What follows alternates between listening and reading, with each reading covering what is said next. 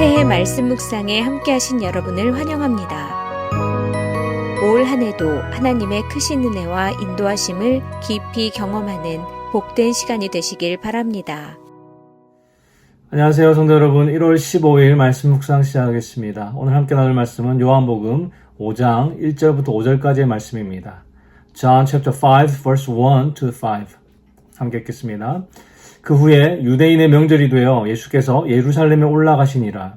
예루살렘에 있는 양문 곁에 히브리 말로 베데스다라 하는 못이 있는데 거기 행각 5이 있고 그 안에 많은 병자, 맹인, 다리 저는 사람, 혈기 마른 사람들이 누워 물의 움직임을 기다리니 이는 천사가 가끔 못에 내려와 물을 움직이게 하는데 움직인 후에 먼저 들어가는 자는 어떤 병에 걸렸든지 낫게 되미로라. 거기 38해 된 병자가 있더라. 아멘. 여러분, 제가 잠을 잘 때 거의 꿈을 안 꾸는데요. 한 10년 전에 무서운 꿈을 한번 꾸었던 적이 있습니다. 잠에서 깨어서 이렇게 휴대폰으로 시계를 보니까 새벽 4시 44분이었습니다. 순간 제가 무슨 생각을 했겠습니까? 한국 사람들이 믿는 미신이 있죠. 숫자 4를 한자 죽을 사자와 같은 의미로 그렇게 받아들이는 겁니다. 그래서 어떤 아파트에는 4층을 숫자로 표시하지 않고 F나 다른 것으로 표시를 하죠. 그만큼 많은 사람들이 미신의 영향을 받고 있다는 것이지요.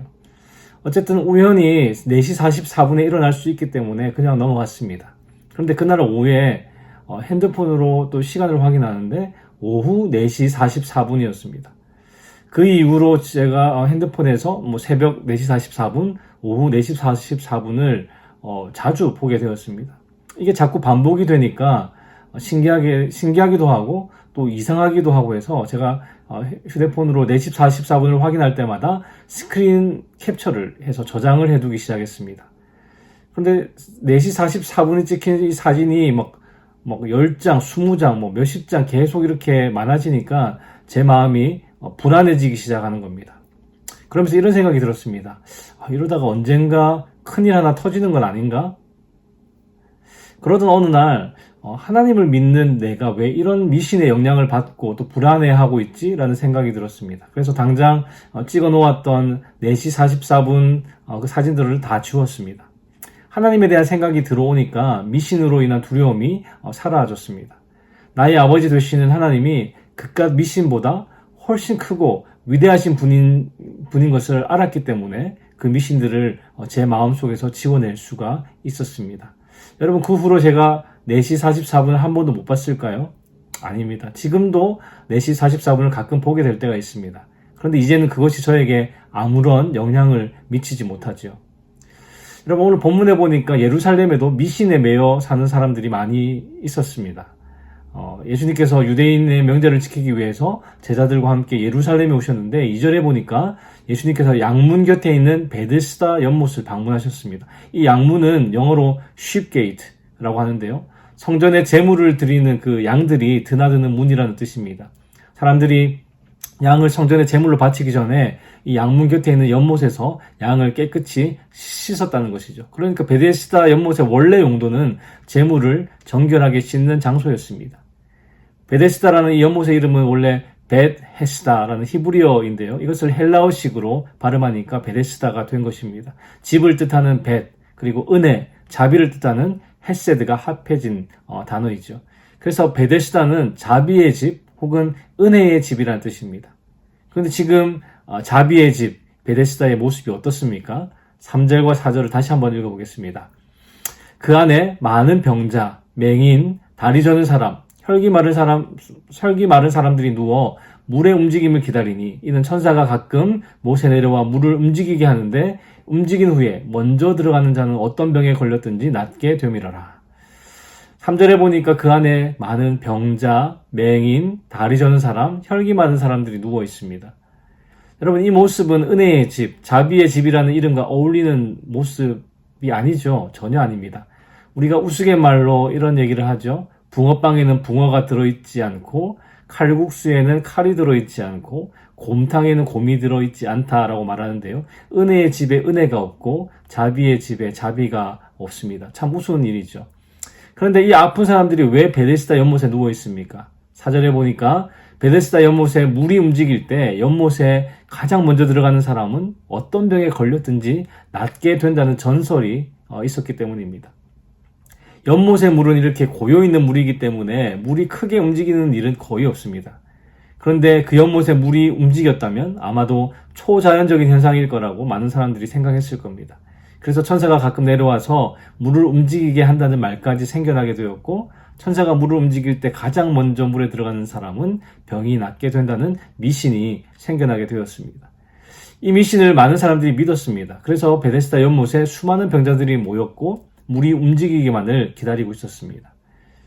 성경에는 나와 있지 않지만 학자들이 연구한 결과에 따르면 베데스다 연못은 솔로몬의 연못이라는 그 물 저장소에서 물을 공급받았다고 합니다. 그래서 많은 물이 이 베데스다 연못으로 한꺼번에 공급될 때 연못의 물이 크게 움직였을 가능성이 있었다는 것이죠. 그런데 사람들은 그것이 천사가 내려와서 일으킨 기적적인 일이고 그때 물에 들어가면 어떤 병이든지 낫게 된다라는 미신을 만들어냈습니다. 여러분, 사람의 마음이 그렇습니다. 어떤 희망이라도 붙잡고 싶은 것이 사람의 마음이지요. 그래서 베데스다 연못가에 수많은 병자들이 모여들었습니다. 그리고 물이 움직이자마자 먼저 뛰어들기 위해서 잠도 안 자고 물만 뚫어져라 쳐다보는 사람들도 분명히 있었을 겁니다. 이런 무한 경쟁의 모습이 베데스다 연못에서 펼쳐지고 있었다는 것이죠. 그런데 여러분, 이 모습이 자비의 집, 은혜의 집이라고 불리는 베데스다 연못가의 상황을 설명해 주는 것이라면 참 아이러니하지 않습니까? 다른 사람들보다 먼저 들어가야 고침을 받는다는 믿음 때문에 이기적인 욕심으로 가득 찬 이 연못의 모습을 어렵지 않게 짐작할 수 있습니다. 그러니까 자비의 집에 자비가 없고 미신과 경쟁만 가득한 역설적인 상황이 벌어지고 있었다는 것이죠. 성도 여러분, 이 모습이 마치 우리가 살아가고 있는 이 세상의 모습과 같지 않습니까? 각자가 원하는 바를 이루기 위해서 얼마나 경쟁하며 서로를 견제하는지. 여러분, 그런 삶 가운데 희망과 평안과 자비가 있겠습니까? 베데스다의 많은 병자들이 느꼈던 것처럼 불안과 낙심과 좌절이 가득한 삶을 살아갈 수밖에 없는 것이죠. 베데스다 연못의 모습이 마치 우리의 삶의 모습을 보여주는 듯 합니다. 그런데 오늘 본문 5절에 보니까 베데스다 연못에 38년 된 병자가 있었습니다. 여러분, 상상이 되십니까? 이 사람은 38년 동안 병자로 살아왔습니다. 38년 동안 병으로 고생했고 또 베데스다 연못에 물이 움직일 때 먼저 들어가기 위해서 무한 경쟁을 하며 살아왔습니다. 이 사람의 삶에는 병을 고칠 수 있다는 희망보다 지금까지 병을 고치지 못한 좌절과 낙심이 더 컸을 겁니다. 예수님의 질문에 대한 이 사람의 대답을 보면 그 모습이 확연하게 드러납니다. 오늘 본문 6절과 7절을 함께 읽어보겠습니다. 6절과 7절입니다. 예수께서 그 누운 것을 보시고 병이 벌써 오래된 줄 아시고 이르시되 네가 낫고자 하느냐? 병자가 대답하되 주여, 물이 움직일 때에 나를 못에 넣어주는 사람이 없어 내가 가는 동안 다른 사람이 먼저 내려가나이다. 예수님은 이 병자를 불쌍히 여기시면서 네가 낫고자 하느냐 물으셨습니다. 이 당연한 질문을 왜 하셨을까요? 아마도 이 병자의 믿음을 물으셨던 것 같습니다. 그런데 이 병자는 아무도 자기를 도와주지 않아서 다른 사람들이 늘 먼저 연못에 들어간다고 자신의 신세를 한탄하면서 불평만 늘어놓았습니다. 여러분, 이 사람에게서 예수님을 향한 분명한 어떤 믿음이나 신앙 고백을 발견할 수 있습니까? 없지요. 그저 자기 처지에 대한 한탄과 불평뿐이었습니다. 그런데 예수님은 그 병자에게 이렇게 말씀하셨습니다. 8절과 9절입니다. 8절 9절 함께 읽어보겠습니다. 예수께서 이르시되 일어나 내 자리를 들고 걸어가라 하시니 그 사람이 곧 나아서 자리를 들고 걸어가니라. 이날은 안식일이니. 이 병자에게 간절한 기도나 분명한 믿음의 고백이 없었습니다. 그러나 예수님의 명령이 떨어지자 곧 나았고 일어나 걸었습니다. 여러분, 지금 베데스다에서 일어나고 있는 일은 유대인들의 어떤 율법주의를 보여주고 있습니다. 행동으로 열심히 노력해야지, 그것도 선착순으로 가장 먼저 도달해야지만 치유를 받을 수 있는 그런 현장에서 은혜와 긍휼은 찾아볼 수가 없습니다. 율법주의와 같이 어떤 규칙과 개인적인 노력만 드러날 뿐이지요. 그런 면에서 베데스다는 은혜의 집이 아니었습니다. 그러나 예수님께서 38년 된 병자에게 아무런 조건 없이 치유의 은혜를 베풀어 주셨을 때 비로소 베데스다는 은혜의 집이 되었습니다. 스스로의 노력이 아닌 은혜로 죄 문제를 해결받는 것, 그것이 진정한 구원인 것이지요. 성도 여러분, 베데스다에 38년 된 병자가 치유되고 회복된 것은 베데스다 연못에 가장 먼저 들어갔기 때문이 아니라 그의 아픔을 보신 예수님께서 먼저 찾아오셔서 은혜를 베풀어 주셨기 때문입니다. 미신이나 요행이 아니라 예수님의 사랑과 말씀의 능력 때문이라는 것이죠. 고질적인 삶의 문제와 간절히 바라던 소망이 은혜의 예수님을 만날 때 해결되었습니다.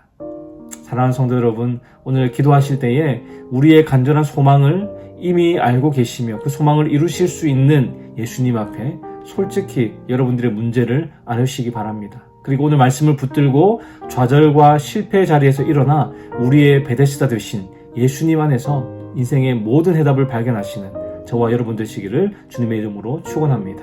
기도하겠습니다. 하나님, 오늘도 말씀으로 우리에게 교훈 주시니 감사합니다. 오늘 말씀을 통해 베데스다 연못에서 무한 경쟁하며 실패와 좌절을 경험했던 38년 된 병자를 불쌍히 여기시고 치유해 주신 예수님의 은혜와 자비를 바라봅니다. 그리고 우리 또한 그와 동일한 은혜와 자비로 치유받고 구원받았음에 감사를 드립니다. 주님, 그럼에도 불구하고 우리는 삶의 문제들로 인해 좌절과 실패의 자리에 쓰러져 있습니다. 오늘 말씀을 통해 다시 한번 은혜와 자비의 예수님, 우리의 베데스다 되신 예수님을 붙들고 좌절과 실패의 자리를 털고 일어날 수 있도록 인도하여 주시옵소서. 그 예수님 안에서 우리 인생의 모든 해답을 발견할 수 있도록 은혜 더하여 주시옵소서.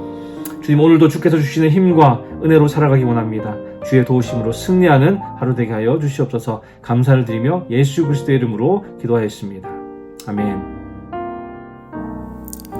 수요일 기도 제목으로 함께 기도하시겠습니다. 교육부 및 청년사역을 위해 기도하실 때 영아부, 유아부, 초등부, 중고등부 교회학교를 통해 어릴 때부터 아이들이 복음을 만나도록, 그리고 대학부, 청년부, EM사역을 통해 영적 부흥이 일어나도록 기도해 주시기 바랍니다. 그리고 구역 예배를 위해 기도하실 때에는 우리 구역장님들이 예배를 성령 충만함으로 인도하도록, 구역장님들이 그 섬김을 통해 각 개인이 먼저 은혜와 복을 받도록 기도해 주시기 바랍니다. 선교사님들을 위해 기도하실 때에는 네팔의 윤성철 선교사님, 터키의 하상욱 선교사님, 일본의 문일배 선교사님, 페루의 윤애경 선교사님을 위해서 기도해 주시기 바랍니다.